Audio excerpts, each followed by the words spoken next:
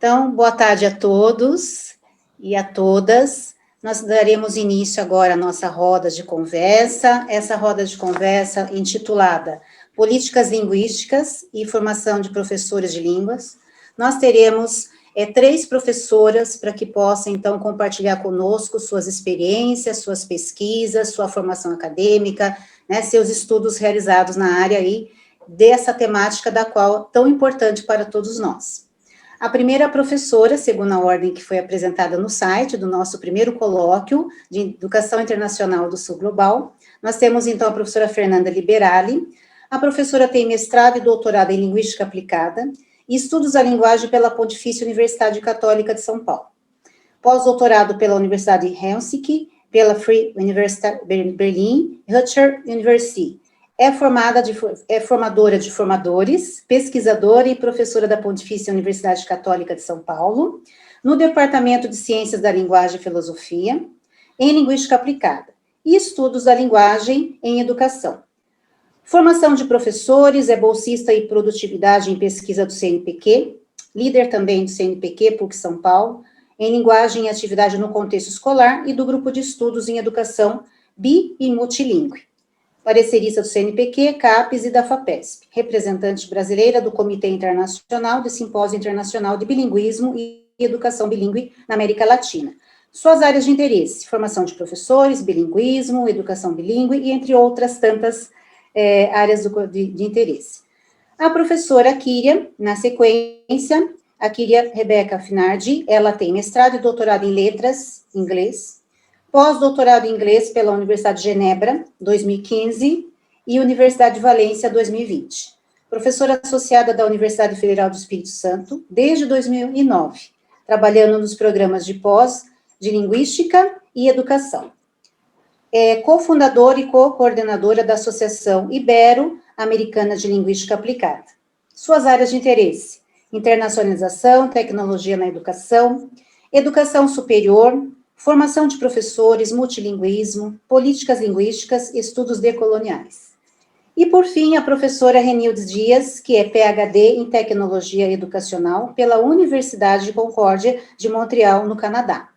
Atua como pesquisadora, professora e orientadora do POSLIN, Programa de Pós-Graduação em Estudos Linguísticos da Faculdade de Letras da Universidade Federal de Minas Gerais. Suas áreas de interesse: a professora concentra-se em estudos sobre linguagem e tecnologias digitais, multiletramentos e multimodalidade orientados à formação de professores e à criação de materiais didáticos. Tenho certeza que todos vão apreciar as belíssimas apresentações das três professoras e teremos um diálogo profícuo ao final das apresentações. Ao final das apresentações, nós iremos, então, responder as perguntas que possivelmente os participantes façam aqui no chat nosso, e eu, então, vou verificar essas perguntas e passar para as professoras que, gentilmente, com certeza, irão responder. Muito obrigada a todos e podemos dar início às nossas apresentações com a professora Fernanda.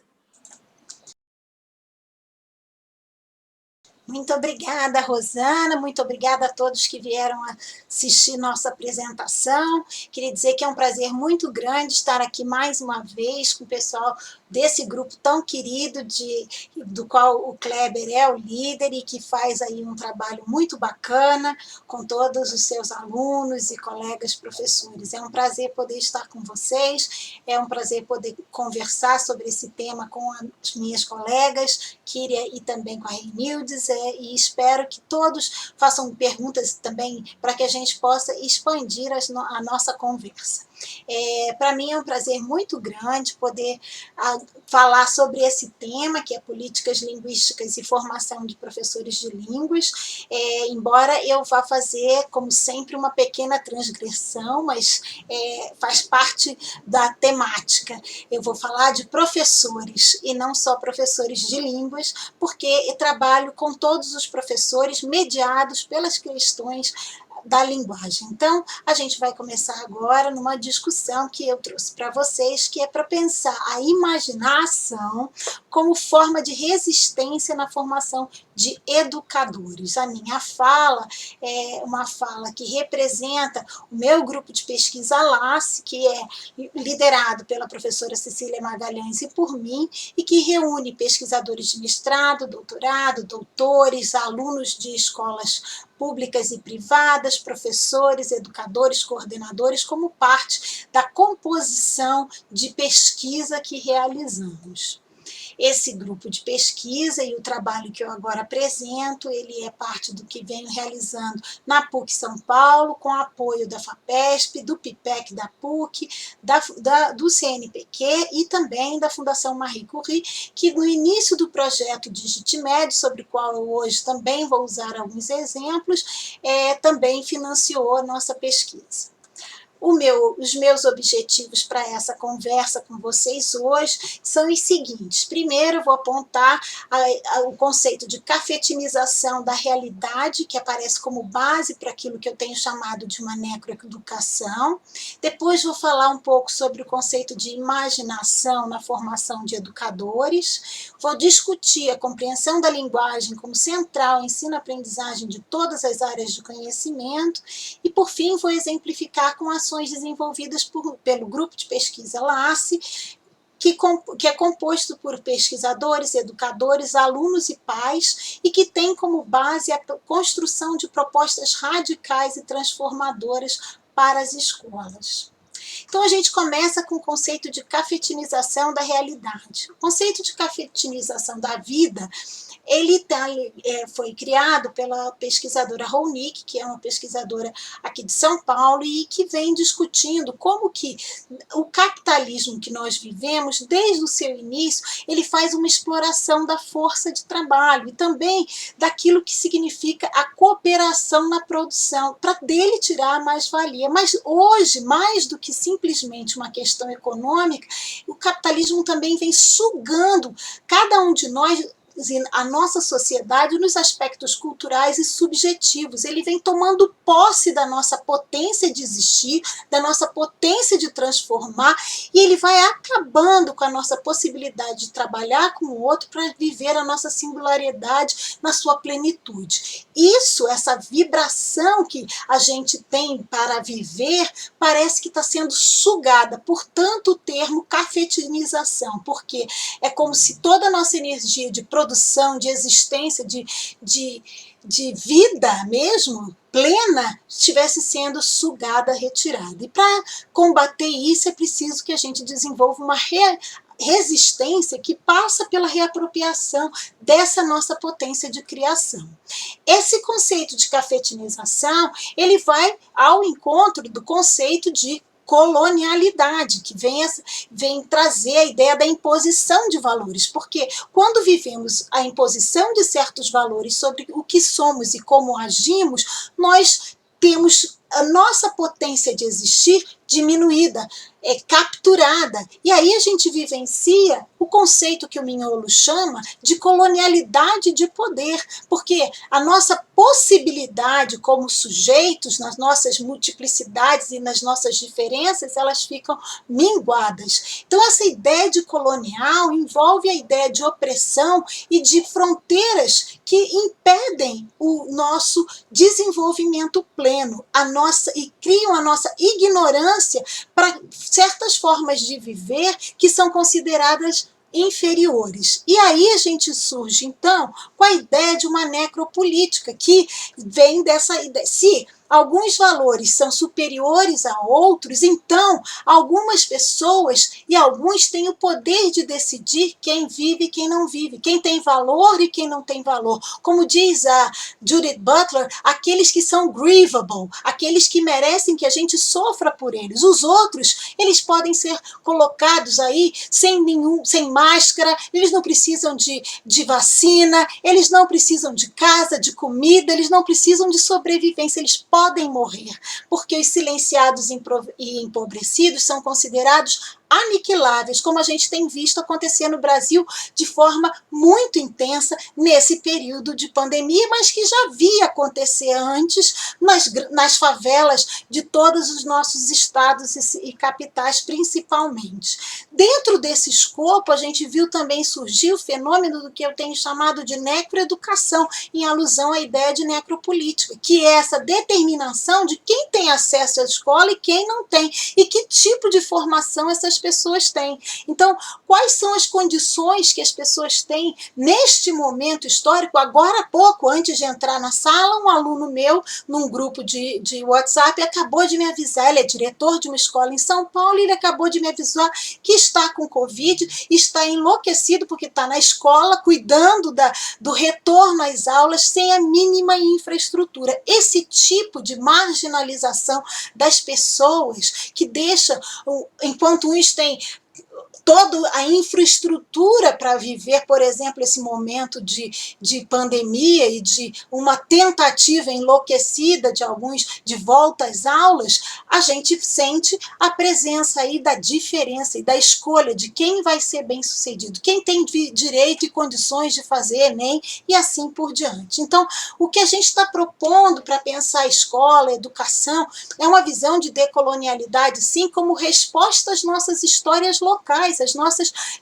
demandas específicas, embora a gente entenda que essas demandas também podem estar num escopo mais amplo e mais global. O que a gente pensa é que a gente precisa desfazer essa ideia de que a gente tem que seguir padrões do que acontece com aqueles que são considerados os superiores. Não existe isso. O que a gente precisa é construir uma praxe do viver que esteja preocupada com algo que é a nossa libertação das amarras de uma colonialidade que impõe a nós valores que não fazem parte daquilo que a nossa experiência concreta no dia a dia demanda. Então, o que a gente se propõe é pensar numa esfera de existir, pensar, fazer, ser, que seja harmoniosa e em relação à vida, que leve em consideração valores mínimos, pelo menos, de existência e coexistência. E para a gente pensar isso, é preciso a gente, então, no momento caótico que a gente vive, considerar que a formação de professores precisa levar em conta a imaginação. E o que a gente está entendendo, junto com McLaren e Surru, sobre a imaginação radical. Para esses autores, uma imaginação radical cultiva uma educação cívica engajada. Não é só aprender conteúdos, mas é conectar por meio da escola, por meio dos saberes e da educação, o passado, o presente e pensar o futuro, criando para as pessoas possibilidades de existir nesse mundo. Então, nesse sentido, a gente passa por uma problematização de várias questões do nosso dia a dia e passa também a tecer uma tapeçaria social, como eles dizem, que tem como base a ideia de libertação e de emancipação. Mas como fazer isso? Paulo Freire nos dizia que é preciso construir o inédito viável, algo que o sonho utópico sabe que existe, mas que só será conseguido pela praxis libertadora. Uma coisa inédita, nos diria o mestre, ainda não claramente conhecida e vivida, mas sonhada, e quando se torna um percebido destacado pelos que pensam utopicamente, esses sabem, então, que o problema não é mais um sonho, que ele pode se tornar realidade. Então, esse inédito viável, algo que é construído para nós, no nosso grupo de pesquisa, ele pode ser construído por aquilo que o Vygotsky diz que é o brincar ou a performance, essa forma de transcender o mundo imediato da nossa realidade e sonhar com possibilidades que ainda não existem, mas que a nossa imaginação vai conseguir fazer com que a gente, em conjunto, imagine. E imaginar é um passo para criar, porque quem sonha tem a chance de, então, construir a possibilidade de que esse sonho se torne realidade. Eu sempre digo que se a gente nem sonha, aí mesmo que a gente não realiza. Então, a ideia é que a imaginação e o brincar nos espaços escolares apareça como um instrumento de desenvolvimento, aquilo que cria quem você ainda não é, sendo quem você é e criando outras possibilidades de ser. E assim, a gente precisa pensar, bom, se é no brincar, se é criando o inédito viável, qual é o papel da linguagem nesse processo de ensino-aprendizagem, de educação em todas as áreas?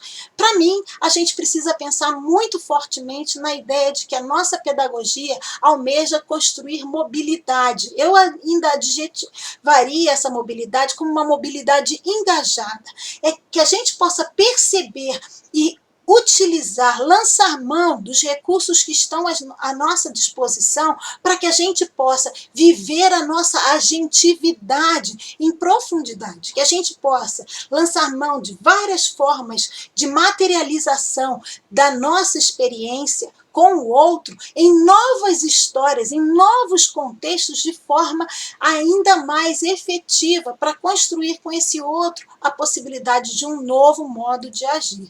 E para isso é preciso ampliar o repertório de professores, alunos, pais, educadores em geral, pesquisadores, criando com eles aquilo que Bloomert e Bacchus vão chamar de recursos e possibilidades, que são construídas em diferentes espaços e são recuperadas e reconstituídas em novas situações, que vão fazer com que as nossas biografias construam quem nós somos, com múltiplas possibilidades amplas, interculturalmente diversas. Para isso, eu uso o termo do Vygotsky, Perejivani, ou vivências, numa tradução um pouco frouxa, que fala que é preciso que o espaço da escola crie experiências múltiplas para que um prisma de possibilidade seja refratado de forma particular. Eu vivo com os outros experiências tão intensas, multiculturais, multilingües, midiáticas, multimodais, e ao viver isso, eu internalizo essas experiências e posso lançar mão dessas experiências para agir em novos contextos e para me transformar nesse processo. A isso, Antonieta e eu temos chamado de patrimônio vivencial, essa integração de algo que pode ser visto como um repertório ou, por alguns autores, como um patrimônio de conhecimento, funds of knowledge, como vem sendo trabalhado pelo Moll e seu grupo, e a ideia de vivência do Vygotsky. Esse conjunto de recursos que a gente vai acumulando nas experiências dramáticas com os outros vão se tornando recursos que podem ser materializados ou não em novas situações, a partir não só de recursos linguísticos, mas de experiências emocionais, de conhecimentos de formas de agir, de conhecimentos sobre como aquele contexto se realiza. E assim, as nossas formas de significar vão se ampliando. E isso acontece não só em aulas de línguas, mas em qualquer área, porque são mediadas pelas experiências marcadas pelo discurso nas várias situações de ensino-aprendizagem que a escola oferece. E essas experiências, obviamente, vão trazer a multimodalidade como fator central para constituir quem nós somos e como agimos. Isso a Reinildes vai falar mais sobre daqui a pouquinho, então eu vou deixar essa parte para ela e vou para o tema da translinguagem. Como é que nos juntamos, os múltiplos surdos, os haitianos, os alunos de comunidades carentes, alunos de escolas bilíngues de elite, alunos de diferentes locais, para construir um espaço em que todas as nossas experiências aparecem como formas que intencionalmente usamos para construir significados. Então, como colocamos um aluno junto a um pesquisador, doutor, junto a um professor, um diretor, um pai, e todos eles discutem a Cracolândia e como a prefeitura vem tratando a Cracolândia em São Paulo. Como os diferentes saberes, nas formas e maneiras diferentes de significar a Cracolândia, poderão ser trabalhados e ressignificados de forma conjunta na construção de novas possibilidades de agir. Então, a gente vai dizer que a expansão da mobilidade em todas as áreas vai se dar por meio dessas práticas translíngues que trabalham interculturalmente. E como acontece isso?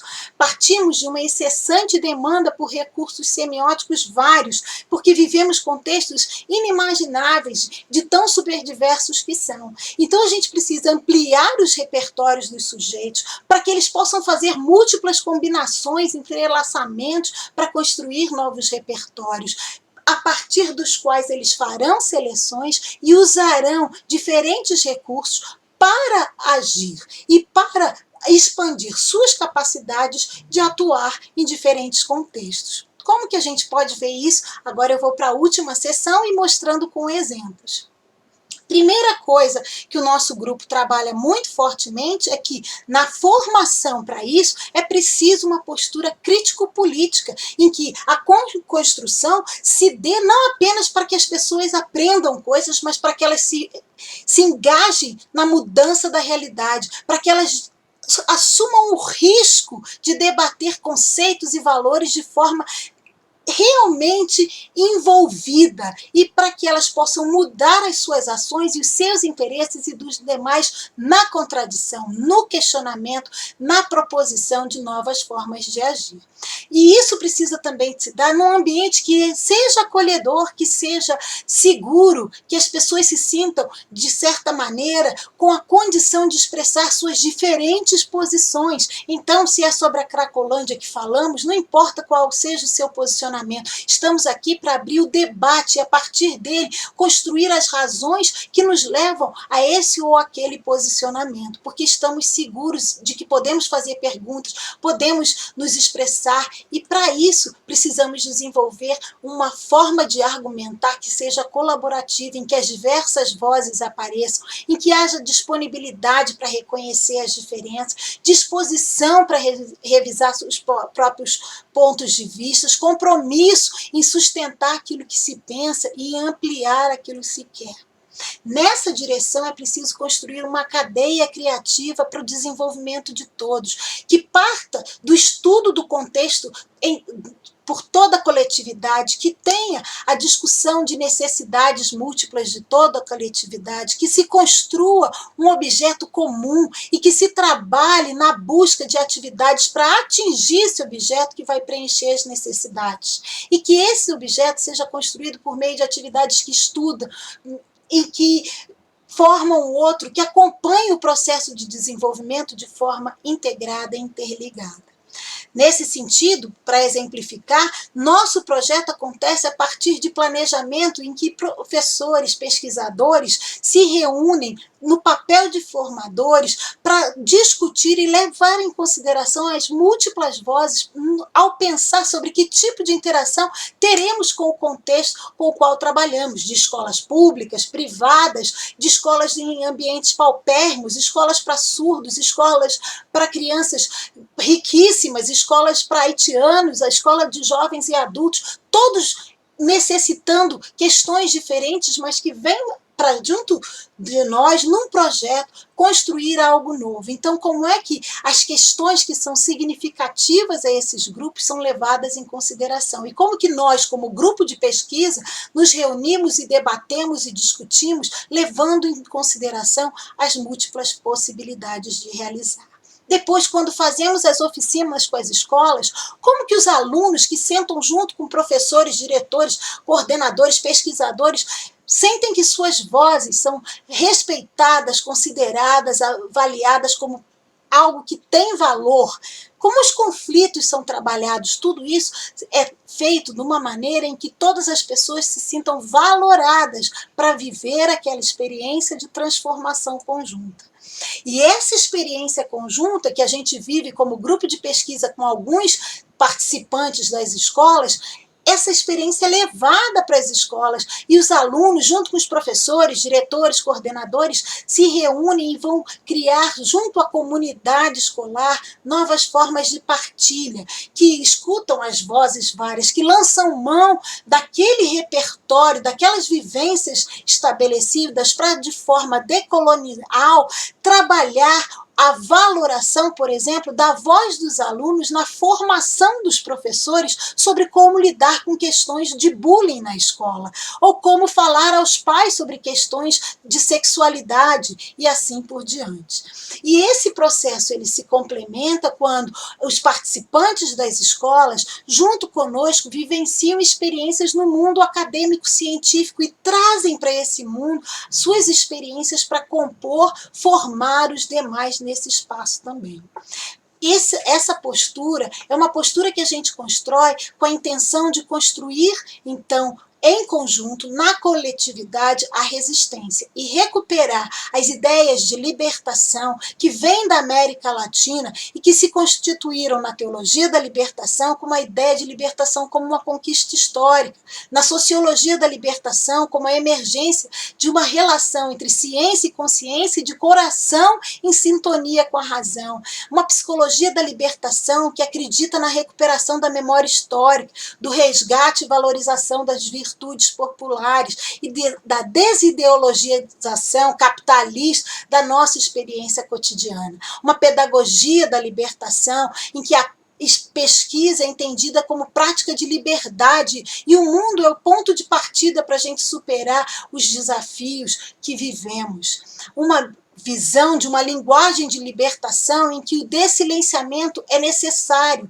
e que ele existe como ruptura, como validação de vozes, como agência e como composição de possibilidades. E eu, com isso, acabo a minha apresentação, deixando para vocês um abraço do meu grupo.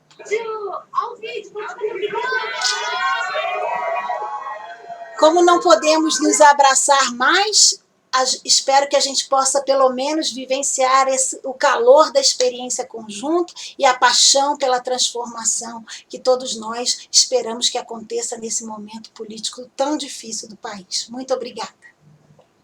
Eu agradeço, professora, as palavras, o incentivo à nossa prática educativa, à educação como um todo, as questões contextuais, principalmente a prática da liberdade, da libertação, que tanto aí nós estamos vivenciando situações, né, de extrema pobreza, extrema miséria, e que a gente precisa cada vez mais, na esperança, esperançar-se, né, professora? Muito obrigada mesmo. Agora, dando continuidade, a professora Kíria, por gentileza. Eu queria agradecer a Fernanda pela inspiração da tua apresentação, Fernanda, até porque, com base naquilo que você colocou, eu já mudei o planejamento daquilo que eu ia fazer para a minha apresentação, porque você fez já uma contextualização e introdução muito relevante daquilo que eu gostaria de falar. Antes de iniciar, eu gostaria de agradecer, Kleber, pela organização desse evento, e eu tenho entendido que um evento como esse, que tem como objetivo oportunizar a polifonia, a criação de sentidos compartilhadas, essa flexibilidade nesse novo formato em que a gente está fazendo, permite essa pequena quebra de protocolo que eu vou fazer, porque eu tinha pensado numa apresentação, cujo título vocês estão vendo aqui, com relação a políticas linguísticas, a relação com a internacionalização e formação de professores, mas depois de assistir às falas iniciais hoje de manhã, tanto do Kleber, quanto na abertura, quanto do professor Akari, e agora com a inspiração da Fernanda, eu vou mudar algumas das coisas que eu trouxe na minha apresentação, e acho que isso tudo é um exemplo, como a Fernanda colocou, que a ideia é a gente fazer um estudo do contexto e a gente poder criar essas vozes que incluem a todos. Então, a fim de eu poder tecer essa tessitura, essa linha de raciocínio com as apresentações e com os diálogos que a gente vai tendo aqui, eu vou iniciar a minha apresentação fazendo um pouquinho assim da revelação do meu locus de iniciação, seguindo com meu colega Eduardo Diniz e Juliana Martinez, 2019, sugerem que a gente, para decolonizar e para que a gente possa evitar a miopia epistemológica e epistêmica, que a gente possa revelar o nosso locus de enunciação, e ao fazer isso, eu acho que vocês vão entender o motivo pelo qual eu tinha escolhido esse tema, esse título, né, para a minha apresentação. Assim como a Fernanda, eu sou formadora de professores também. Eu trabalho na graduação com a formação de professores de inglês e na pós-graduação com diversos temas, entre eles a internacionalização, políticas linguísticas, formação de professores e, mais recentemente, estudos decoloniais. E com base nos meus objetivos de pesquisa, e aquilo que eu tenho feito, tentado passar isso e, como a Fernanda disse, viver aquilo que eu aprendo, ensinar, aprender e viver as coisas que eu tenho pesquisado e aprendido. Então, nessa minha apresentação, eu tinha feito um pequeno recorte, tentando fazer, assim, inicialmente, uma pequena contextualização de quais seriam as políticas linguísticas em geral do Brasil, né, a situação das políticas gerais e das políticas linguísticas para a internacionalização. Mas depois das falas do professor Akari de manhã, falando sobre a internacionalização e sobre a hegemonia do inglês e questões de como é que a gente pode decolonizar a internacionalização, eu pensei em fazer uma pequena, digamos, não é nem alteração, é fazer algumas inclusões daquilo que eu tinha planejado falar em diálogo, nessa cacofonia, polifonia com as falas do professor Akari e da Fernanda aqui. Então, se vocês me permitem, eu vou fazer essa pequena quebra de protocolo aqui. Vou passar, então, direto para essa contextualização, né? Vocês sabem que no Brasil, até 2017, a gente tinha uma lei que permitia que as escolas, as comunidades escolares, nesse estudo do contexto que a Fernanda comenta, que as escolas podiam fazer a escolha do idioma ofertado como língua estrangeira. A partir dessa alteração em 2017, o inglês aparece como língua obrigatória, né, sendo que as outras línguas na prática viram optativas, e a gente sabe que não só optativas, mas invisíveis e não uma opção, porque as escolas não têm recursos para oferecer mais de uma língua estrangeira. Então, essa é a nossa realidade de lei e de fato hoje no Brasil com relação às políticas linguísticas. Aí vocês vão perguntar para mim, Kira, mas qual é a relação entre política linguística, formação de professores, educação básica, que é algo que a Fernanda tocou, o Akari também, e a internacionalização? E eu trouxe para vocês o trabalho de Guimarães. Felipe Guimarães foi orientando o meu de doutorado, ele fez uma excelente tese de doutorado sobre as políticas linguísticas para a internacionalização. Esse é o título, né, da dissertação dele, que está disponível para todos que quiserem ler e baixar. E ainda que a tese dele tenha focado na questão de política linguística para a internacionalização e no ensino superior, a gente pode trazer várias considerações de como isso afeta a nossa visão de internacionalização e como é que isso chega na escola básica, no chão da escola básica e na nossa base, né, de sociedade, nessa tessitura que a Fernanda comentou.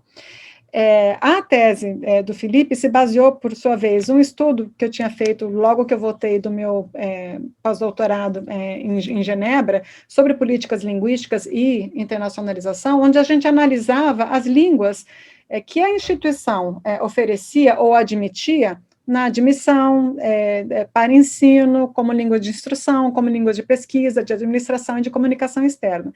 E essas dimensões foram usadas em diversos documentos, não só na nossa produção, no nosso grupo de pesquisa, mas também orientações à FAUBAI e em outras produções, para que e o objetivo disso era ajudar as instituições de ensino superior a pensar melhor no uso e na ecologia de línguas e registros e repertórios dentro das instituições de ensino superior. A gente sabe, né, que a partir de alguns programas nacionais, como Ciências Sem Fronteiras, depois Inglês Sem Fronteiras, que virou Idioma Sem Fronteiras, e mais recentemente CapSprint, a gente tem políticas oficiais, aquelas não oficiais, as evidentes e as menos evidentes, concretizadas nesses programas e nesses editais. E como a Kari falou, acho que fica claro para a gente, principalmente nos editais, por exemplo, do CapSprint, a hegemonia do inglês e a nossa visão sempre olhando muito mais para fora do que olhando para dentro. Sempre pensando muito mais na língua dos outros do que nas línguas que nós temos e nos sentidos que nós podemos e devemos produzir internamente.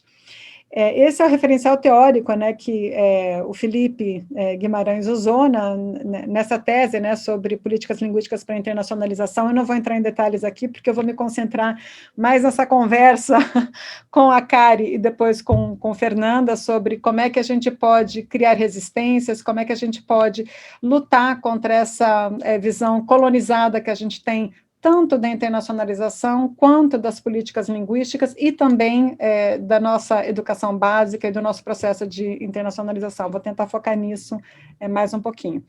Aqui ainda continua com o referencial ao qual a gente faz parte. Eu só vou comentar algo em relação a isso, que apesar da tese, né, ter se concentrado sobre o papel das línguas estrangeiras e do multilinguismo, ou seja, vendo língua como algo estanque, a gente, lógico, vai beber lá em Blomert, nosso querido linguista que faleceu recentemente, e que deixou essa noção importantíssima para a gente na linguística aplicada, da questão dos repertórios, que a Fernanda comentou na fala dela. E eu acho que a nossa visão de língua, de educação, de cidadania, vai muito mais por aí do que nessa visão quadradinha do uso de algum registro ou de alguma língua especificamente, ou seja, a nossa ideia, a nossa visão é da ampliação de repertórios e da co-construção, né, desses repertórios. Eu vou passar também essa parte das áreas de atuação das políticas linguísticas para me concentrar, como eu comentei com vocês, mais na parte crítica, né, da internacionalização das políticas linguísticas e como é que isso afeta e se relaciona com a formação de professores e com a educação básica. Vou passar essa parte também de Spolsky, né, falando sobre como é que se dividem as políticas linguísticas. E vou focar um pouquinho mais agora, mais especificamente na situação atual que nós temos no Brasil, como eu comentei, com o uso do inglês como sendo obrigatório, né, pela nova BNCC, desde 2017, e que coloca outras línguas e outros repertórios numa condição muito complicada, né, para dizer o mínimo. E daí vou trazer alguns estudos para a gente refletir aqui sobre alguns desafios que a gente tem na formação de professores de língua em geral e na formação de professores de inglês em particular.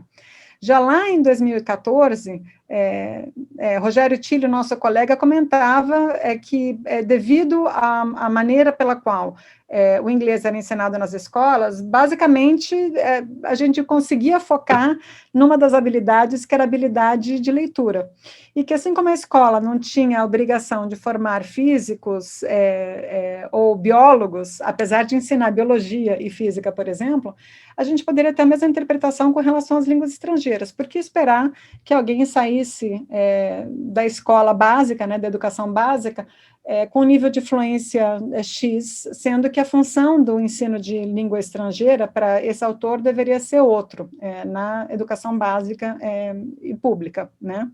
E aí, em 2014, eu escrevo um texto questionando qual seria, então, o papel do ensino do inglês no Brasil e dizendo que, enquanto a gente tivesse o ensino do inglês, ou seja, enquanto a escola pública se limitasse a dar um conhecimento geral da língua, e as pessoas que quisessem adquirir uma certa fluência tivessem que ir para um instituto particular, ou para um cursinho particular, a gente ia continuar criando um fosso social, né, um fosso social onde os que são privilegiados e têm condições de bancar um curso particular vão falar línguas estrangeiras, e aqueles que não têm condições de bancar um cursinho particular vão ficar fora, né, vão ser os excluídos, aqueles mesmos excluídos que a Kari comentou hoje cedo.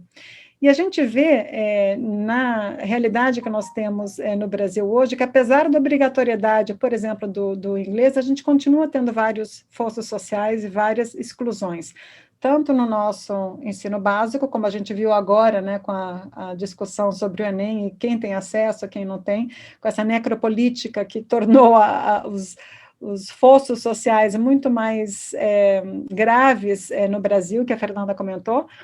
E no outro trabalho eu comento como é que isso se relaciona com a identidade de professores de língua. Como eu trabalho com formação de professores de língua, então eu vejo em vários níveis, na pesquisa, no ensino, na extensão, na internacionalização, e tanto na graduação quanto na pós, como é que essas diferentes camadas, identidades e situações se relacionam com o nosso contexto nacional, local e também global. E, em relação à internacionalização, eu proponho, desde 2017, na verdade, tenho falado sobre isso, que a gente tentasse usar a abordagem da intercompreensão, que vai muito ao encontro do que a Fernanda coloca como a inclusão, o acolhimento de diferentes vozes, e aqui eu colocaria diferentes línguas, registros e repertórios também, nesse contexto de internacionalização. De forma, assim, prática e objetiva, essa abordagem da intercompreensão não tem como objetivo fazer com que as pessoas falem diversas línguas, mas que, pelo menos, elas possam entender diversas línguas, mesmo se comunicando na língua que elas se sentem mais confortáveis.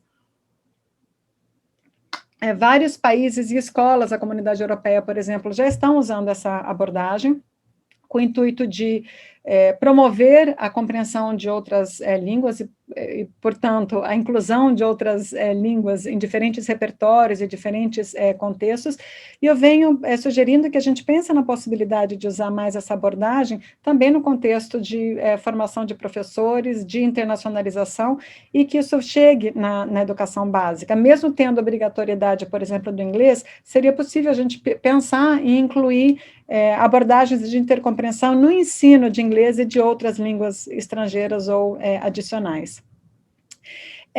Voltando agora um pouquinho para a fala do Akari de manhã, né, ele disse, e isso calou muito fundo em mim, ele disse que a universidade não reflete a sociedade e que a universidade hoje pode ser considerada um clube de privilegiados, e que, como a gente não consegue refletir a sociedade de hoje, nós temos que pensar, os acadêmicos, né, e os pesquisadores, o que a gente vai fazer com esse conhecimento que a gente está produzindo na universidade para dar conta desses excluídos, não só na sociedade, mas também na academia. E, em relação a isso, eu acho que os estudos decoloniais têm muito a nos ajudar a pensar como é que a universidade pode dar essa resposta para a sociedade, como é que a universidade pode refletir e responder os problemas da sociedade, principalmente na questão da valorização dos saberes, dos poderes e das línguas. A Fernanda falou um pouco sobre isso, e fica evidente para a gente, né, no contexto que a gente está vivendo no Brasil, de necropolítica e de outras políticas também, que existem línguas que são mais valorizadas que outras, conhecimentos que são mais valorizados que outros, situações, regiões e locais que são mais globais e mais valorizados e mais universais do que outros. E a teoria decolonial, eu acho que nos ajuda muito a entender, a valorizar os conhecimentos locais, esse estudo de contexto que a Fernanda também coloca, e é nesse sentido que eu acho que, como pesquisadora e como formadora de professores e como alguém que está trabalhando também com a internacionalização, tanto do ponto de vista prático quanto do ponto de vista de pesquisa e de ensino, que eu acho que a gente precisa, no Brasil, fazer aquilo que a Kari sugeriu na fala dele, olhar mais para dentro, não que a gente deixe de olhar para fora, não se trata disso, mas a gente tem que fazer a nossa lição de casa e estudar melhor o nosso contexto em casa, escutar mais as vozes e as línguas que nós temos em casa. E é esse o convite, enfim, o desafio, acho que é mais um desafio do que um convite, que eu deixo para vocês aqui hoje, me colocando assim à disposição para que a gente, no final, continue essa conversa, essa polifonia, né, de sentidos que a gente está fazendo nesse evento, agradecendo mais uma vez a oportunidade de estar aprendendo e construindo esses sentidos com vocês. Muito obrigada, e eu deixo aqui o contato onde vocês vão poder baixar todos os trabalhos que eu citei e que as referências que estão aqui, inclusive o PowerPoint que a gente usou aqui, tá bom? Muito obrigada.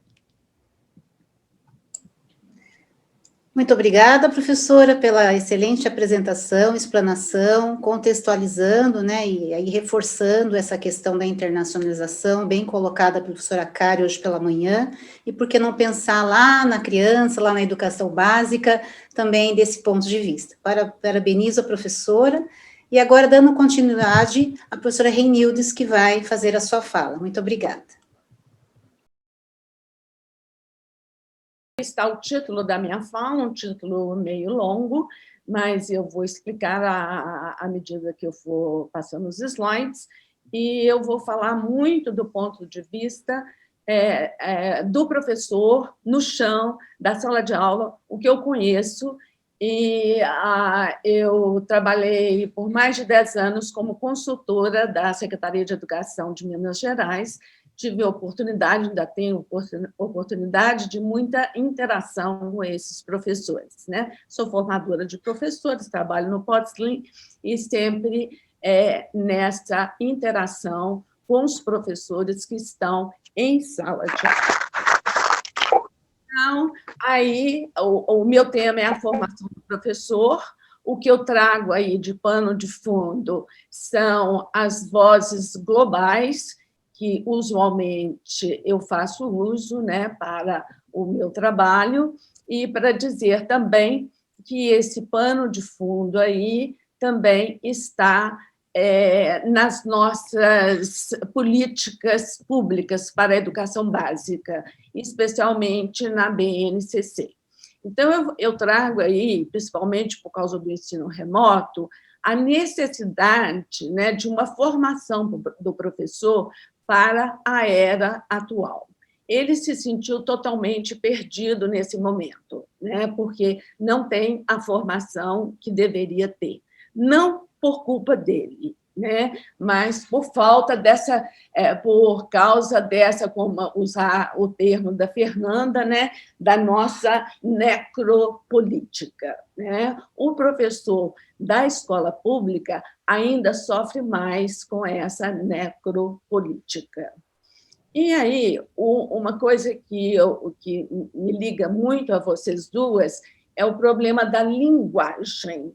Então, eu acho que a linguagem, enquanto ela não for reconhecida como o centro no processo de ensino-aprendizagem, nada vai mudar. Então, eu tenho visto, né, eu analisei alguns projetos integradores do ensino médio, saiu agora, né, recentemente, não sei se vocês já viram, mas as editoras já estão disponibilizando, né, as coleções, e a gente pode visitá-las, analisá-las online. Os professores estão, nesse momento, escolhendo, né, quais coleções, né, qual coleção que vai usar. E aí, nessa necropolítica, nós temos um problema seríssimo, né? Porque o professor mesmo, ele já recebe tudo pronto, ele mal tem voz para escolher o material. E outra coisa, o problema da linguagem. Então, eu vi, porque são 3, o professor tem de escolher 3 coleções de projetos integradores. Então, na minha ideia, o projeto integrador deveria ser entre as 3 áreas, e não é. Então, você tem um projeto integrador de linguagem e suas tecnologias. Um outro livro com projetos integradores das ciências da natureza e suas tecnologias. Depois, as ciências físicas e suas tecnologias. Quando você analisa as 2 coleções, né, que não são da linguagem, as 2 que não são de linguagem, pouco se fala de linguagem, né? Pede um menino para fazer um podcast, tem sempre um produto final a ser feito, tem sempre um retorno do que aprenderam para a sociedade, para o grupo, porque a gente vem fazendo isso há anos, né? Mas os projetos enfatizam mais isso ainda. E o que eu percebo é que há muita preocupação de como usar a tecnologia. Tutoriais, como é que abre, como é que faz, mas há pouca preocupação em relação à linguagem. Que linguagem é essa? Hoje, os nossos textos são todos multimodais. Então, são textos que não têm mais a escrita como predominante. E isso, há pouca discussão nesses projetos integradores.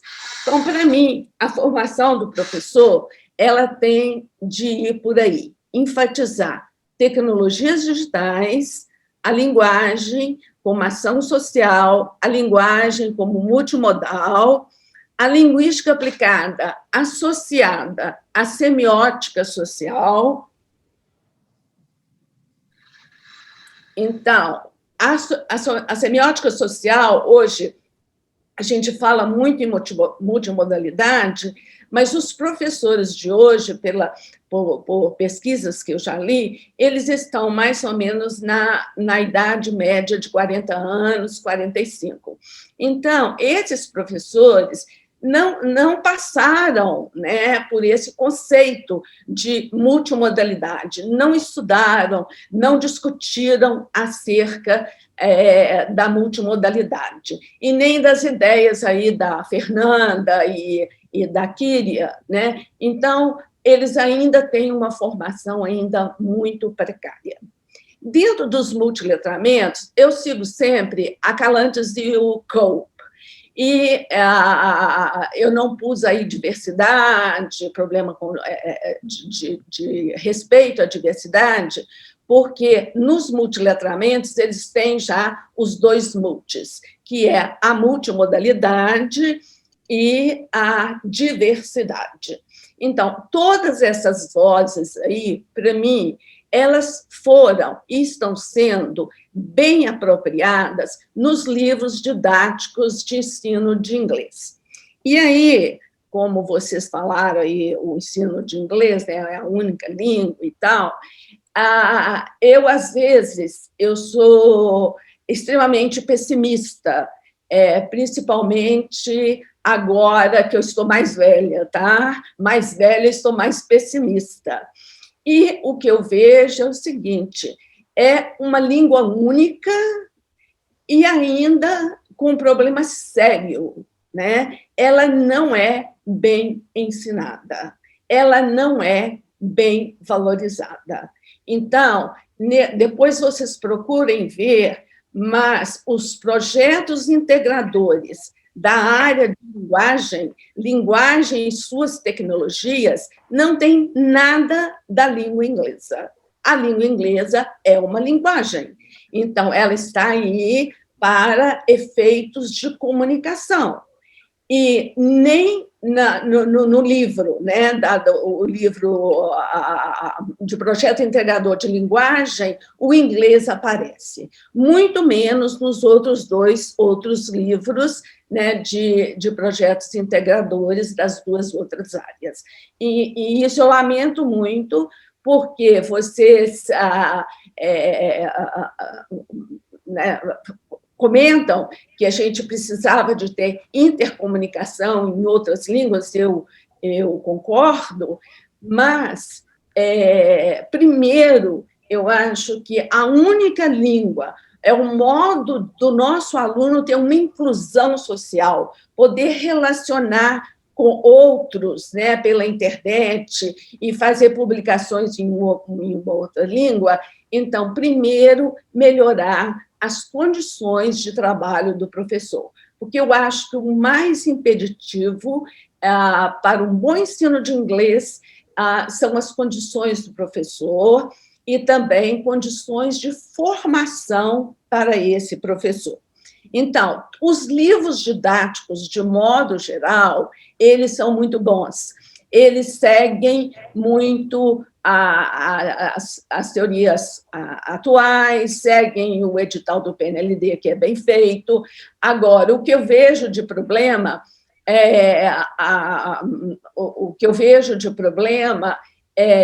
o edital do PNLD. Eu acho que o edital exige mais do que poderia ser exigido, quando você tem uma aula por semana.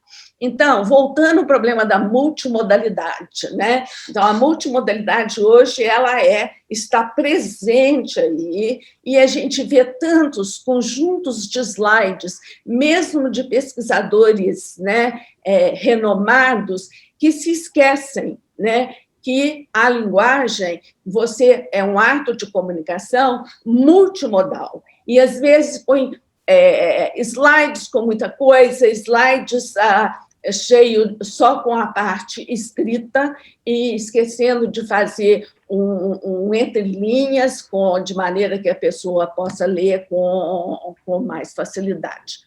Então, eu queria enfatizar o problema da comunicação multimodal. O nosso professor hoje da sala de aula, ele tem dificuldade de entender esse conceito, né? Então, na formação dele, o que eu acho é que a comunicação multimodal tem de ser enfatizada, né? Então, eu gostei desse print aí que eu tirei da internet, né? E colocando aí a linguagem, então, a linguagem escrita, né? Então, ela é só um dos modos, ela é só um dos modos semióticos, né? Pelo qual nós nos comunicamos, né? Nós podemos elevar o acesso às ideias, ampliar as oportunidades de entendimento, se a gente apresenta de uma maneira multimodal. E por que eu estou falando isso? Porque o professor agora, no ensino remoto,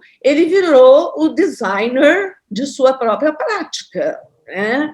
E vai continuar, porque eu acho que nós ainda vamos ficar um bom tempo aí ainda, né, a educação multimodal, né, e o problema de gravar a própria voz é um recurso tão bom, um recurso oral, que nós temos de passar a usar mais, né, e nos nossos programas de formação de professor, né, essas capacidades aí, elas hoje têm de estar presentes, o desenvolvimento dessas capacidades tem de estar presente nos cursos de formação de professor, como gravar uma voz, como fazer um vídeo, como criar infográficos e por que usar mídias diferentes para propósitos diferentes, né? Isso é o mais importante. Depois, então, tem aí o grande Kress, né, ele que traz para nós a ideia da multimodalidade, no livro dele lá de 1988. Então, é muito recente essa ideia da semiótica social.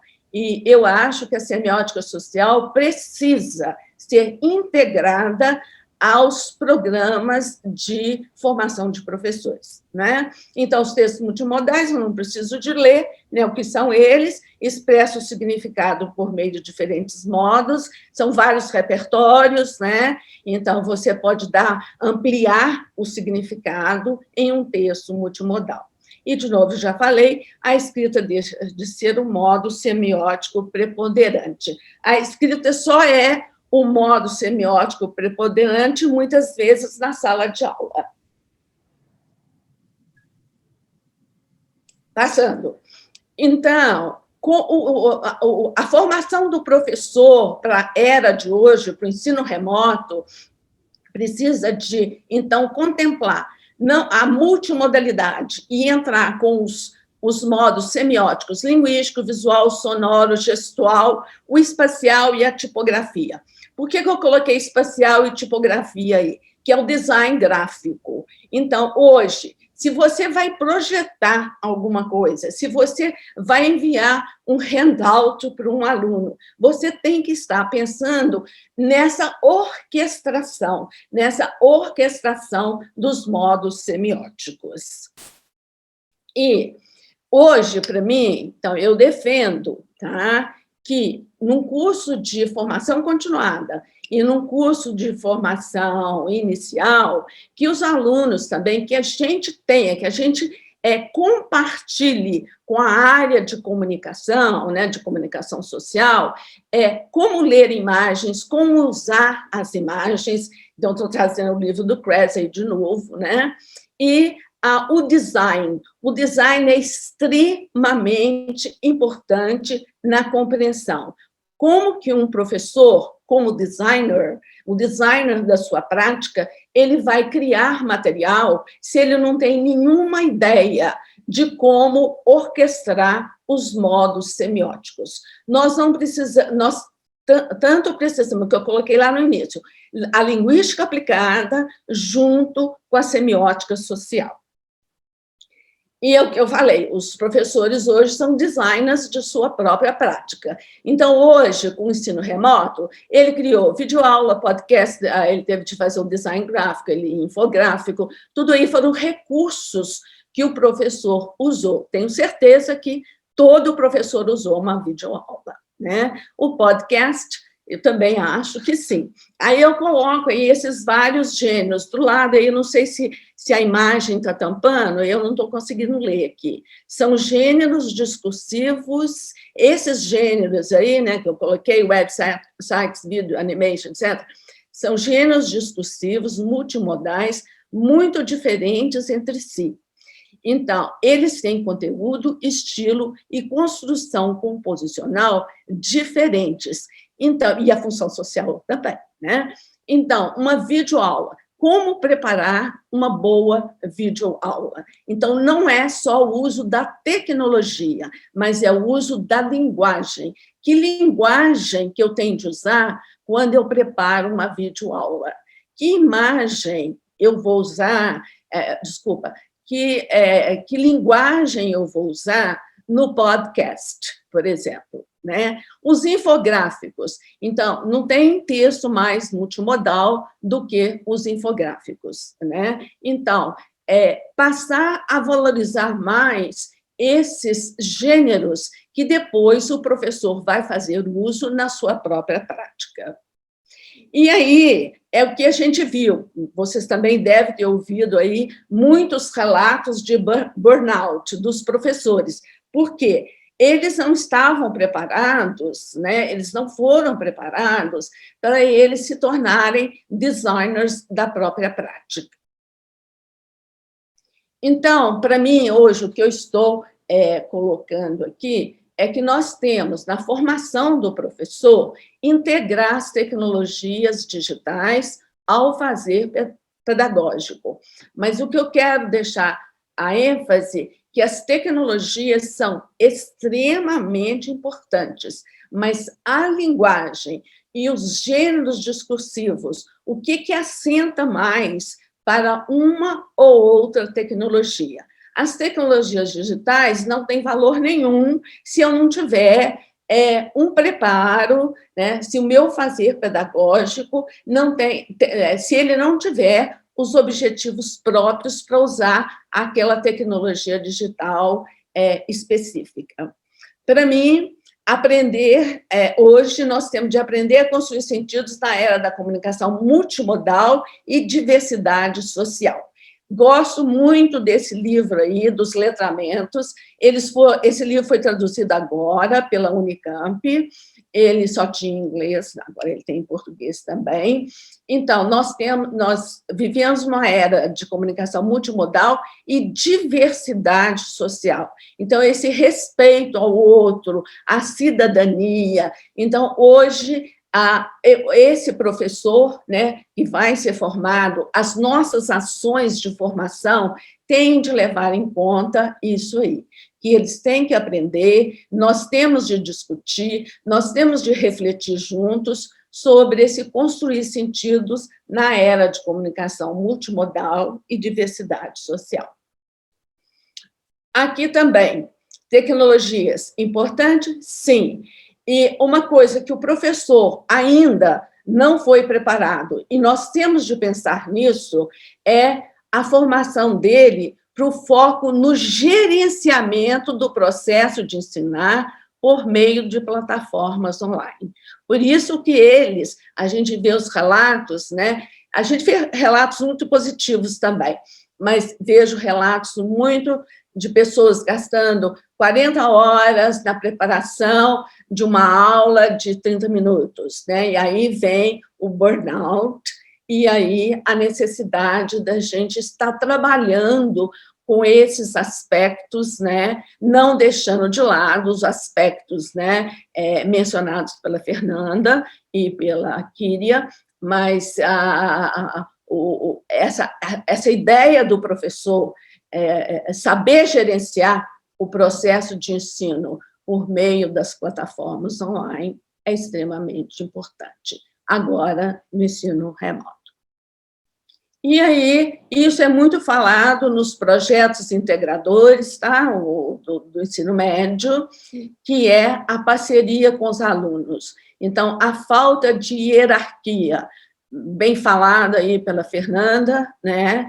Hoje, a gente tem de estar mais do que atento nos cursos de formação, né? A enfatizar que o aluno é parceiro, o aluno tem de estar conosco.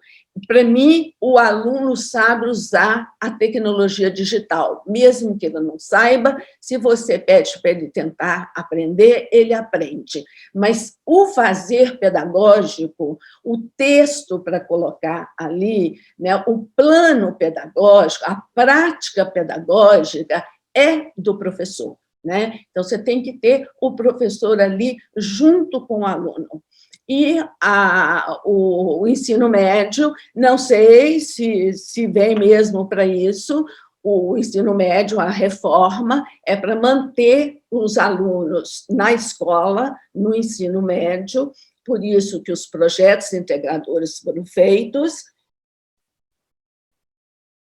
Aí também, muito naquele ponto de vista, de cima para baixo, já está tudo pronto, tudo, só para o professor escolher, né? Então, é mais um elemento do seu fazer pedagógico, serão os projetos integradores. E ainda com o plus a mais, que, na verdade, são 2 projetos integradores por área, por ano. Então, são 6 projetos integradores em cada ano, e ainda o projeto de vida. Então, eu acho que se nós não aprendermos, né, se a gente não discutir muito essa parceria com os alunos assumirem responsabilidade pela sua própria aprendizagem, aí eu acho que o professor vai ficar muito sobrecarregado, né? Não sei se vocês viram os projetos integradores, eles estão online, vocês podem ir e consultar, várias editoras já estão, né, já estão disponibilizando os projetos, porque eu acho que os professores já estão escolhendo, tá? E aí, para mim, o que eu falei aí, né, junto com o que a Fernanda falou e a Kíria, eu acho que nós temos de trabalhar por uma formação bem-sucedida do professor para a nova era. É uma nova era, né? E muitos dos professores que estão hoje em sala de aula não conhecem, não tiveram a oportunidade de conhecer essas teorias recentes, nem de saber usar, e o que eu penso é que ainda a gente vai continuar muito com o que a Kíria falou, com esse fosso aí, né? Com essa separação tão grande dos que podem e dos que não podem. E, para mim, inglês é uma questão, estou falando inglês porque o inglês é a língua oficial. Saber inglês é uma questão de inclusão social. E, infelizmente, os nossos alunos, pelo que a gente percebe, agora eu estou falando no aluno lá da educação básica, eles não estão tendo essa oportunidade, né, de aprender inglês como deveriam, né? E parte disso vai pela formação do professor. Não é culpa do professor, tá? É essa necropolítica, né, que retira, né, que não valoriza o profissional da educação. Então, aí estão as minhas referências.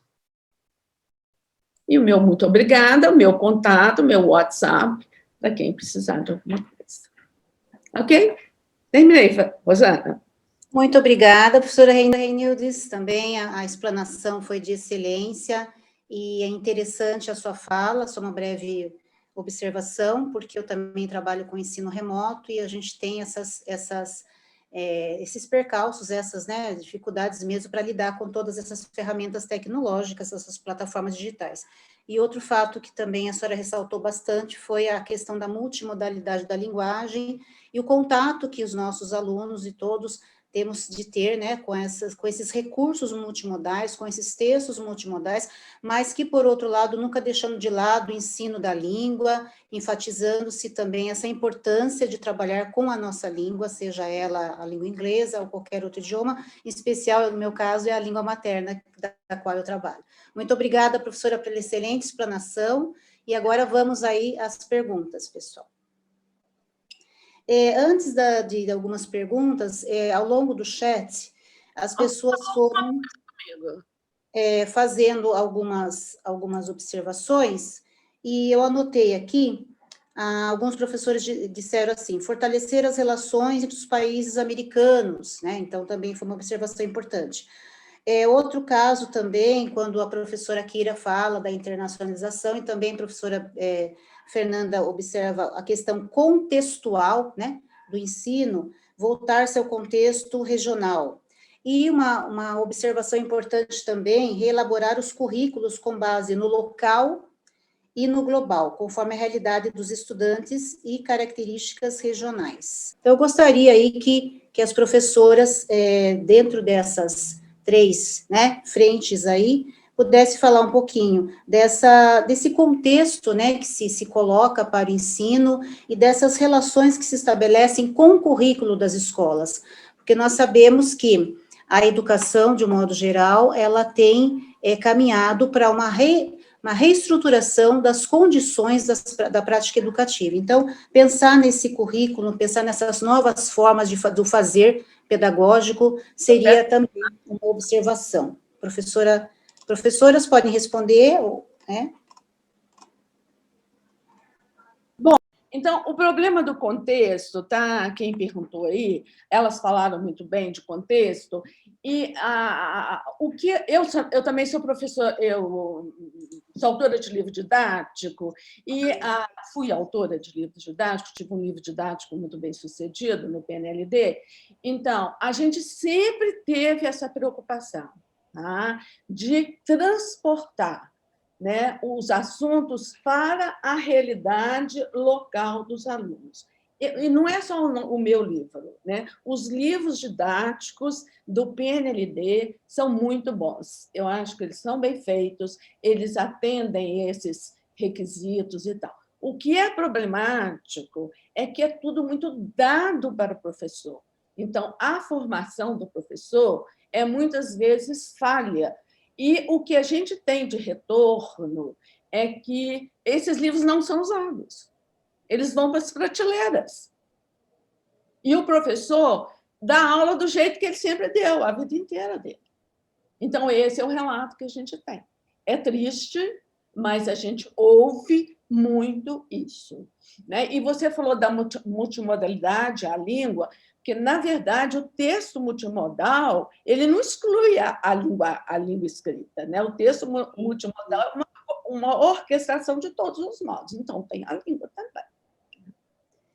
Daí a importância que eu falo, né, professora, da gente privilegiar também essa condição, né, do estudante. Hoje, Rosana, o que eu acho, por exemplo, um podcast. Você vai fazer um podcast, né? Ele é mais oral, ele é mais fala mesmo, né? Mas junto com a fala ali de um podcast, você tem de colocar um soundtrack, você tem de colocar um barulhozinho de alguma coisa, né? Para você fazer aquela orquestração. Porque se você chegar e só falar, você não vai captar a atenção e você não vai, o seu podcast não vai atingir a função social para o qual você o produziu. Com certeza.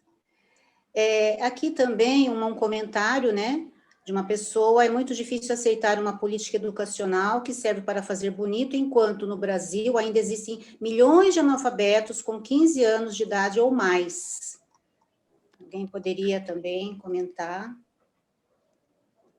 Eu posso falar, a gente trabalha com alunos de todas as idades, né, em todas as áreas, e a gente eu quando falei sobre translinguagem, eu não estava falando apenas de várias línguas estrangeiras ou várias outras línguas que não o português. Eu justamente estava falando dessa diversidade de modos de produzir significado que perpassam a escola. Talvez esse cara que não conhece o código escrito do jeito como a gente acha que deveria ser utilizado, com estruturas gramaticais e tudo mais, do jeito que a gente acha que deveria ser, talvez ele saiba se expressar muito bem na oralidade, tenha uma super dinâmica conversacional. Então, como é que isso é explorado? Não?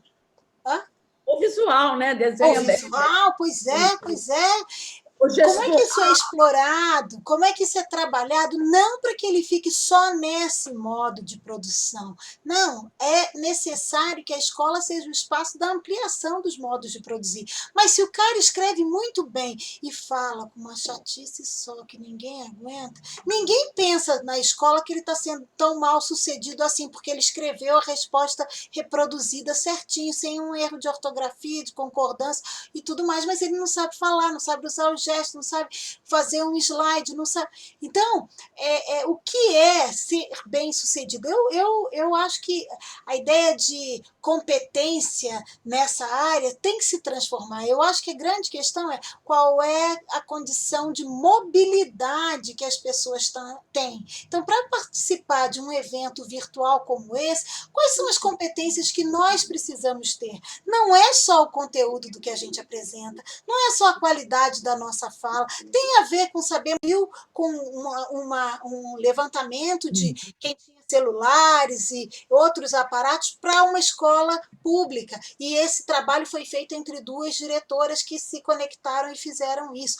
Em outros projetos, uma escola pública contou de uma atividade que eles tinham de happy hour, e a escola privada, que estava sentindo os professores muito deprimidos, começou a fazer o happy hour. Então, coletivamente, as várias escolas, nas suas diferenças, construíram possibilidades. Eu faço parte do WhatsApp de um grupo de haitianos que trabalham que estudam num CIEJA, aprendendo o português e outras coisas mais, e eu vi o esforço pelo WhatsApp, não só para ensinar, mas para conseguir cesta básica, passe de alimentação, as condições básicas para as pessoas. Então, o que eu volto a dizer é a colaboração crítica que vai permitir a gente construir a diferença e a possibilidade. Não é isolamento, nem uma ideia brilhante que veio de alguém que vai na universidade. A gente não sabe nada na universidade, a gente só está lá organizando a bagunça. E olha, professora, né, confirmando isso tudo que você está dizendo aqui, né, os relatos, exatamente, professora Fernanda, sabemos que as teorias surgem das práticas, precisamos trabalhar em torno da praxis e do fortalecimento das parcerias, né? E todos os elogios tecidos a você, professora, com a sua fala. Vocês querem corroborar com as palavras da professora Fernanda, professora Kíria, professora Renildes?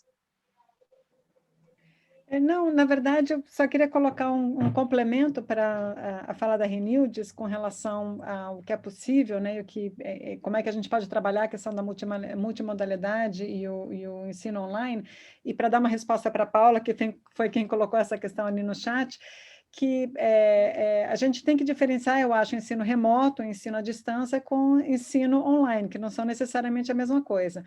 Num grupo chamado de ensino pandêmico, a professora Vera Menezes, por exemplo, deu várias sugestões de como que a gente pode usar ensino remoto à distância, mesmo não tendo ferramentas de ensino online, o que já vinha sendo praticado há muito tempo, por exemplo, com o ensino pelo correio e etc. É o ideal? Não, não é o ideal, mas em alguns contextos, quem sabe seja enfim, uma alternativa até poder ampliar o acesso para todos, né? Só queria fazer essa complementação. E aproveitando já, professora, uma pergunta aqui, né? Será que todos os professores, estão devidamente preparados para o processo de internacionalização? Quando a gente pensa num professor que já teve resultados bastante significativos de pesquisa com professores de inglês, indicaram que a internacionalização não era feita na sala de aula regular de inglês, mas nos cursos de extensão e preparatórios de proficiências. Então, será que os professores estão preparados para o processo de internacionalização? Olha, eu acho que a gente pode comparar essa pergunta sobre o preparo dos professores para a internacionalização com o que a Renildes muito bem colocou, com o preparo dos professores para o contexto que a gente está vivendo de ensino online, por exemplo. Eu acho que a universidade deveria, lógico, preparar professores e profissionais para as realidades, para os problemas que nós vamos enfrentando na sociedade, mas nem sempre isso consegue ser feito na velocidade em que os problemas vão surgindo. Então, certamente, depois da pandemia, certamente depois de tudo que a gente tem vivenciado, vai haver uma mudança, um efeito retroativo na inclusão de professores e também de alunos na questão do ensino online. E eu acho que a mesma coisa vai se dar com relação à internacionalização. Então, para voltar à pergunta, eu acredito que, no momento, e considerando que a gente tem vários Brasis, várias universidades, vários professores trabalhando em vários contextos, eu acredito que a grande maioria não está preparado para a internacionalização, como não está preparado para a pandemia, como não está preparado para as realidades e para os desafios que a gente tem que enfrentar. E essa, quem sabe, seja uma das magias, né, naquele fazer pedagógico, ou seja, naquilo que a gente faz. A gente não tem as respostas prontas, a gente vai criando ou colocando a roda na bicicleta à medida que a gente vai andando, a gente vai construindo o barco ou o avião à medida que a gente voa ou navega. Então, certamente é um desafio, mas e é uma realidade que tem sido já experienciada e vivida por vários professores, né? E a gente vê assim os professores de línguas especificamente que trabalharam com programas, por exemplo, como o Idioma Sem Fronteiras, sentiram que eles tinham muito mais formação e muito mais preparo, por exemplo, para a internacionalização, do que os seus colegas que vinham de um curso de letras onde não havia esse foco, por exemplo, na internacionalização. Mas quantos professores no Brasil tiveram oportunidade, por exemplo, de trabalhar num programa como o Idioma Sem Fronteiras? Quantos professores no Brasil tiveram oportunidade de ter esses temas discutidos ou trabalhados na formação, seja em relação à internacionalização, ao uso das tecnologias, né, no ensino-aprendizado? Então, eu acho que não tem uma resposta para isso, mas eu acredito que, assim, que de forma geral, se a gente puder falar no Brasil, de forma geral, a gente não está ainda preparado, mas estamos a caminho, né? Estamos, pelo menos a gente já notou que temos essa lacuna, né? Tanto no acesso às tecnologias e ao letramento, ao desenvolvimento do letramento digital e linguístico e multimodal, mas também com relação às questões da internacionalização, que, como a Kari muito bem colocou de manhã, deveria começar lá na educação básica, né? Não é na internacionalização que ela começa. Na verdade, no ensino superior, deveria formar para a educação básica, mas a nossa base precisa começar lá na base, e lá ainda não está lá. Eu acredito que não. O professor também, Edemar, tece uma pergunta aqui, né, é um pouco longa, vou ler, acho que a professora Kíria já comentou, né, como fazer chegar ao professor da escola pública todas essas reflexões e formação continuada de uma forma mais ampla e constante. Ele daí fala que é professor da escola pública desde 2004, né, e daí ele quer saber o que as professoras, né, que têm essa formação contínua, que pertencem à PUC de São Paulo, né, idealizam, né, a respeito, por exemplo, das professoras, a formação que a professora tem, a Celane, Rosinda, todos os professores, né, do Programa de Linguística Aplicada da PUC, né, não seria hora, diante de tantos pesquisadores renomados que temos no Brasil, de um grande movimento nacional das universidades públicas a fim de democratizar, horizontalizar esses conhecimentos, a esses professores da rede pública, cursos de suas respectivas áreas de formação, reverberando assim a fala do professor Akira, quando diz que a universidade deve olhar mais para fora, né, mais para fora dos seus muros. O que pensam as palestrantes? Se você quiser entrar no Facebook do Projeto Brincadas, ou Brincada da Educação, você vai ver que a gente oferece lives mensais e, a partir de agora, mini cursos também, todo mês, que vão ser gratuitos, como tudo que a gente faz, e que são oferecidos como resultado dos projetos. E são feitos por professores que estão na lida, na educação pública e privada, mas que vão estar lá compartilhando aquilo que sabem. Então, assim, nós temos tentado isso de forma intensa nos últimos anos, se você entrar no Facebook, ou Brincada da Educação, ou você entrar no YouTube, Projeto Brincadas, você vai ver que essa sua solicitação está sendo respondida do jeito que a gente consegue nesse momento, reunindo professores, alunos e quem mais tiver interesse para oferecer cursos, oferecer seus resultados de pesquisa na prática como base para a gente refletir sobre o fazer da escola e pensar em formas de mudar o que está aí. Então, a gente tem sido sempre foco de resistência e vai continuar. Então, quem quiser contribuir, os colegas aqui, quem quiser, é tudo gratuito, é tudo feito conforme a gente consegue, mas está lá para o professor que quiser participar. Os alunos também, a gente tem amanhã, convido a todos, quem puder, às 7h30 a gente vai ter uma live das alunas de ensino médio com representantes do frevo, das escolas de samba e dos bloquinhos, falando como foi o ano do carnaval do Covid. E eles vão discutir justamente problemas a partir da perspectiva deles jovens, querendo saber dos organizadores o que isso significa. Então, a gente procura viabilizar a conexão da vida com a universidade o tempo inteiro, do jeito que a gente tem condições, por enquanto, de fazer. Se tiverem mais ideias, estamos abertos. Também, professor, uma pergunta bastante interessante aqui, quando uma pessoa faz a seguinte questão, né? Nós sabemos que o governo, né, segundo a pessoa que coloca aqui, ele não trata propriamente da crise das humanas, né? Então, ele privilegia mais os cursos técnicos do que propriamente a questão mais humanista, né, do ensino superior. Então, o que as conferencistas acreditam nesse distanciamento que existe entre a sociedade, entre privilegiar apenas o curso técnico e não privilegiar as ciências humanas? Eu comentei na minha fala, não sei se depois Fernanda e Renildes vão comentar sobre isso também, que eu acho que, nesse sentido, Rosana, os estudos decoloniais, eles nos ajudam a perceber claramente as visibilidades e invisibilidades, as colonialidades de alguns tipos de saber. Por exemplo, entre o saber que é considerado científico, universal, das ciências duras, aquele que é valorizado, contra o saber das ciências moles, perfumaria, aquilo que não interessa e que, portanto, é deixado fora da maior parte dos editais de financiamento dos programas nacionais.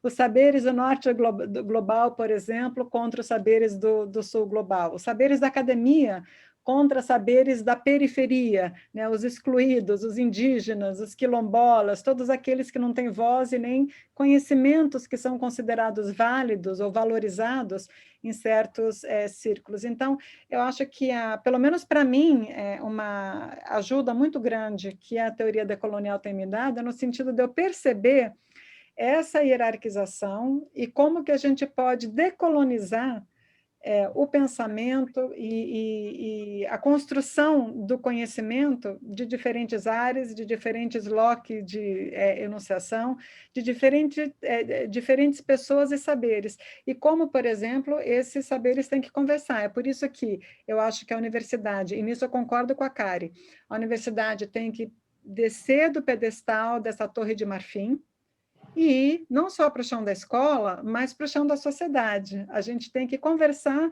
com os saberes que estão sendo produzidos na sociedade e co-construir, não é observar a sociedade, observar os problemas da sociedade para dar uma resposta. Não, é vivenciar e co-construir as respostas para os problemas que a gente tem na sociedade, no nosso entorno, com base naquilo que a gente está fazendo nos nossos fazeres e saberes co-construídos na universidade. Então, pelo menos para mim, tem sido um apoio interessante dessa visão decolonial. E os decoloniais criticam muito, por exemplo, essa dicotomia, né, entre humanidades e ciência, propriamente dita. E a gente vai ver que isso se traduz e que acaba tocando a todos nós, né, de uma maneira ou de outra. E, lógico, chegando na escola também e na nossa sociedade. Recebeu vários elogios aqui, professora, e a humanização da educação, né? A humanização do ensino, né? Muito se fala hoje de uma educação humanista, uma educação que se preocupa com o outro, né? Com as suas particularidades, com as suas aí carências, por que não falar dessa forma, né? Com os oprimidos da terra, professora, com os oprimidos da terra. Exatamente. Aqui também, mas não é possível humanizarmos esses cursos técnicos? Uma pergunta que se coloca. Ela coloca assim, eu mesma tive a experiência de oferecer uma palestra na FATEC São Carlos, uma disciplina Comunicação Empresarial, que os alunos leram a obra O Pequeno Príncipe. Foi possível elaborar uma fala a partir dessa obra, né? Acredito que podemos fazer algo, começando com uma ação simples e que ela vai, então, né, se transformando, né? Então, será que esses cursos técnicos também não poderão ser humanizados, humanitários? Pode, né? Tem que ver se é a pauta, se é do interesse de todos. Como a Fernanda falou, nessa necropolítica que a gente vive, onde filosofia, sociologia, letras, tudo isso é perfumaria, né? E o que interessa mesmo são as áreas técnicas, aquilo que pode dar dinheiro, aquilo que pode fazer o desenvolvimento do país, como se desenvolvimento fosse apenas, né, uma visão muito limitada, né, do que é uma sociedade. Então, que é possível, eu acredito que sim. E o dia que eu parar de acreditar que é possível, eu acho que eu vou trabalhar em outra área, porque na educação, como a Fernanda e a Renides comentaram também, se a gente não tiver sonhos, melhor a gente não trabalhar na área de educação, se a gente não tiver esperança. Mas o que eu vejo na nossa política atual, na nossa necropolítica atual, é, infelizmente, uma desvalorização, uma impossibilidade, uma invisibilidade desses saberes e dessa humanização que não interessa a todos, infelizmente, né? Posso falar, Fernanda? Por gentileza, professora, por favor. Mas o ensino técnico hoje, ele tem passado por reformas, e aonde a gente tem ensino técnico? Nos institutos federais e nos Cefetes, né? Houve uma grande mudança aí, né? Claro que sempre há ainda espaço para melhorar, mas hoje há mais integração, né? Dos cursos técnicos com a área de humanas, né, de ciências humanas. E eu acredito assim, que os IFES e os Cefetes fazem um trabalho já avançando para essa área de humanização, né, de ter também essas outras disciplinas junto com a parte técnica. Eu acho também, no caso aí, integração de disciplinas, não tem nada mais importante do que fazer essa integração. Os nossos projetos integradores, né, que estão vindo agora, eles estão integrando dentro da própria área. Eles tinham de integrar entre as 3 áreas. E a linguagem tinha de ser o fio condutor de tudo. E não foi isso que aconteceu. Eu fiquei bem desapontada com os projetos integradores do ensino médio. Estão muito bons, muito bem feitos, mas estão, de novo, dentro das suas próprias caixinhas. E por falar também nessa questão, professora, dos IFES, que você também coloca, os professores estão aqui se manifestando também, que existe, né, ainda por parte, né, de todo esse trabalho curricular, de todo esse movimento, né, que se faz na escola, existe bastante resistência desses professores para poder mudar esse quadro, né, para poder humanizar mais o ensino, né, no sentido de transformar um currículo mais integrado, numa visão mais transversal, transdisciplinar, em que as áreas do conhecimento possam vincular-se para um fim comum. Então, se eu vou falar, como disse um professor pela manhã hoje, né, professora Cássio, se eu vou falar, sei lá, de meio ambiente, né, de sustentabilidade, eu vou pegar, fazer um projeto integrador, assim penso, os professores, né, corroboram com essa fala, em que essas áreas estejam vinculadas, articuladas, imbricadas, para falar da Amazônia, para falar desses movimentos sociais, dessa ecologia, né, dessa sobrevivência, e por que não falar também de sobrevivência humana, não só, né, com relação à natureza. Então, eu corroboro também com a fala da senhora, quando a senhora fala dos projetos integradores e da importância desse trabalho efetivo nas instituições de ensino superior, né, professora? Efetivo. E daí... Oi, pode Hoje falar. vai ser lançado um livro nosso, meio do Kleber, que a gente organizou, e é justamente sobre só com professores de IFES e Cefetes. Então, os 2 primeiros capítulos, né, a gente tem 2 capítulos iniciais que nos explicam, nos introduzem, fazem uma introdução ao que é o ensino médio integral, né, hoje nos IFES e nos Cefetes.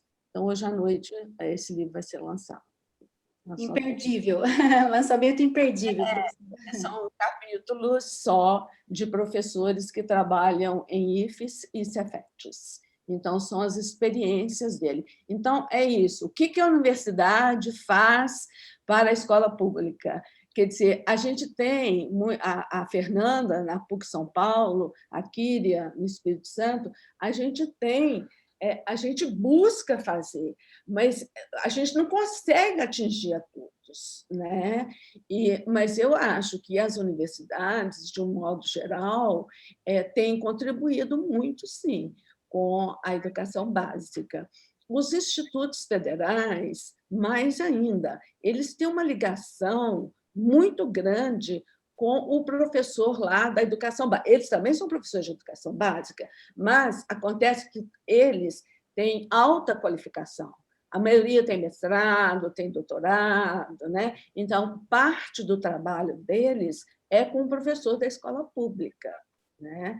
Então, parece que nós não fazemos nada, mas cada uma de nós tem alguma coisa, né? Eu, por exemplo, eu tenho um portal para o professor de língua inglesa, entendeu? Está tudo lá, né? E mais os artigos, as coleções. Dessa vez, eu e o Kleber, por exemplo, a gente quis chamar pessoal da educação básica. Já tentei fazer um livro, né, com artigos e tudo, com quem trabalha na educação básica. Não é fácil, eles não têm tempo. Eles não têm tempo para se dedicar. E você sabe que são poucos, né? A grande maioria não tem oportunidade de uma formação continuada, de fazer um mestrado, é a grande maioria, pelo menos em Minas Gerais.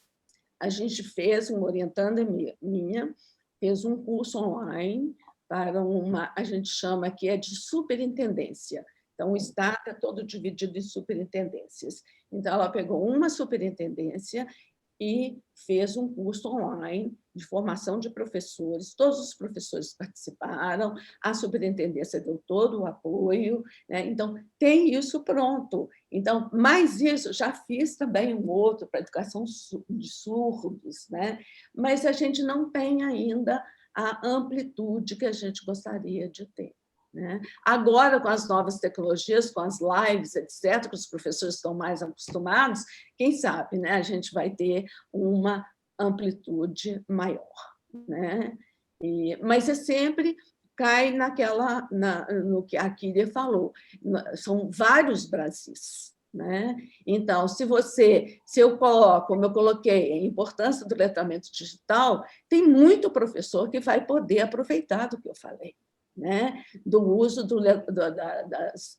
das tecnologias digitais. E outra coisa, os livros didáticos, tá? Esses projetos integradores, eles estão muito na linha do uso das tecnologias digitais. Não vi nenhum dando outras maneiras, né? Sugerindo alternativas, né? Então, eu acho que o que a gente tem de lutar é para essas escolas serem bem equipadas, o professor ganhar status de uma profissão de valor, entendeu? Eu acho que isso é essencial, sabe? Lá, não sei quem é o nosso, nem sei quem é o nosso ministro da Educação, né? Trocar essa política aí. O professor, hoje, todo mundo quer voltar à aula, porque aula presencial e tal. O professor, ele não está na lista de prioridade, o pessoal da educação não está na lista de prioridade das vacinas. Como é que vai voltar para a sala de aula presencial?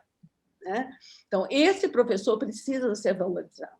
Né? Primeira coisa é a valorização do professor. Sem a valorização dele, de condições, em termos de salário, em termos das condições que ele trabalha, né? Das escolas, sem isso, eu acho que é muito difícil. Quer dizer, muito difícil não, né? A gente consegue atingir alguns, mas não todos. Nós vamos conseguir mudar o país. Eu acho bem... Muito obrigada, professora, pela belíssima fala e por essa fala de valorização do docente, que é de suma importância, né, para nós repensarmos a prática educativa. Pelo adiantado da hora, nós já gostaríamos de fazer as considerações, né? Professora Fernanda, gostaria de ouvi-la, depois a professora Kíria, e por fim a professora Reinildes, para a gente encerrar a nossa brilhante tarde de hoje, né? Que um diálogo tão profícuo que foi estabelecido pelas 3 professoras de gabarito total aí da nossa educação brasileira. Muito obrigada. Obrigada, Rosana. Queria, em primeiro lugar, agradecer a você, depois ao querido Kleber pelo convite, às minhas parceiras da mesa, aos intérpretes que estiveram aí tentando dar conta das nossas falas, aos colegas que estiveram aqui presentes, todos que estavam aí, dizer que a gente tem que manter a força para continuar resistindo, expandindo. Estamos num momento muito difícil de país, de situação de saúde das pessoas, então de todas as pessoas de alguma maneira vivendo aí a dor desse momento, mas acho que, de novo vou dizer, quando a gente constrói em conjunto, a gente acha um jeito, apesar de tudo. Eu gosto muito daquela música que teve logo quando teve a eleição do Bolsonaro, que dizia que do fundo o grito é rouco, mas ainda é voz, e ninguém solta a mão de ninguém. Então eu vou terminar isso. Ainda que a gente esteja rouco de tanto gritar sem ser ouvido, a gente precisa continuar, porque mesmo rouca, a nossa voz ainda está lá, e a gente, com a mão bem apertadinha, vai conseguir seguir em frente. Boa sorte para todo mundo, força e coragem. Muito obrigada, professora, e assim enriqueceu muito a nossa tarde de hoje. Muito obrigada mesmo, e prazer em conhecê-la, que eu não a conhecia. Professora Kíria, por gentileza, suas considerações. Assim como a Fernanda, eu faço coro com a Fernanda, né, no agradecimento ao Kleber, a todos que estiveram envolvidos na organização, na interpretação, no apoio e mediação desse evento, e desse diálogo que a gente está tendo, né, começando hoje, que eu acho que já tem sido muito rico, até onde a gente chegou até aqui. E gostaria de encerrar também com esse tom, ou seja, dizendo que a gente precisa ter esperança, né, e precisa ter, eu acredito que ainda, bom ânimo para trabalhar com educação, mas principalmente porque a educação reflete, ou deveria refletir, a sociedade. Então, a gente não está falando simplesmente de melhorar a educação, a gente está falando em melhorar a sociedade, em melhorar os indivíduos, a coletividade, de se humanizar, de ser mais acolhedores, como a Fernanda falou, da gente não soltar a mão e não soltar a esperança de dias melhores, e enquanto a gente espera os dias melhores, a gente vai trabalhando aqui no nosso presente, no que toca a cada um. Se cada um puder, no seu jardim, né, regar as suas plantinhas e fazer aquilo que está no seu alcance, com certeza isso vai se tornar possível. Então, agradecer muito a possibilidade de conhecer, semear novas plantas e flores aqui com vocês hoje. Obrigada a todos. E obrigada, Fernanda e a Renildes, pelo diálogo aqui nessa mesa. E a sementura aconteceu, né, professora? A semente foi colocada na terra e ela vai com certeza, né?